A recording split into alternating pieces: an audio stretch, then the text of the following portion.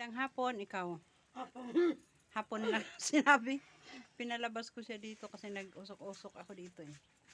Ayun o, usok. Para walang lamok. Habang nagbabantay akong tindahan.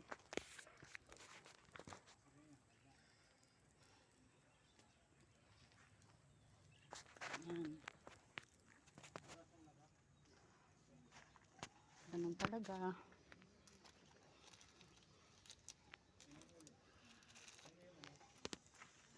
Mon yan.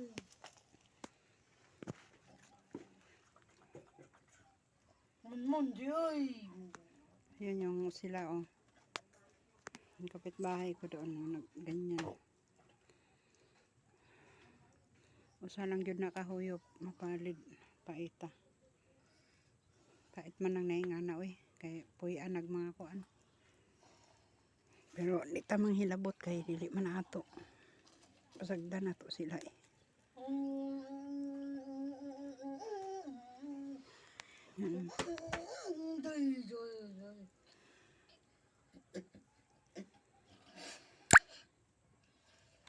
Alis kaya tayo ganda. Gusto mo umalis tayo?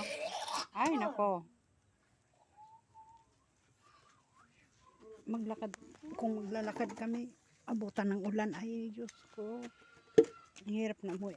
Mamaya kay kakain tayo ng mangga. Marami tayong mangga. Marami tayong mangga. Pero pagkain kasi naman ang isip. Sa mga namimiss na magsiga dyan.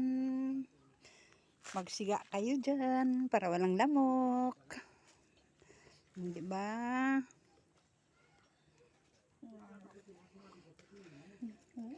Tuwing hapon, ito na yung ginagawa ko. Kasi uso ang dengue. Pero nag-o-offlosion kami.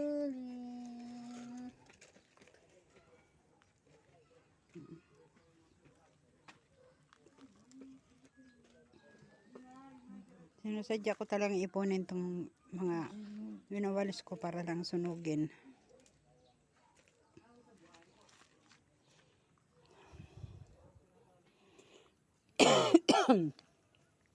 Diba?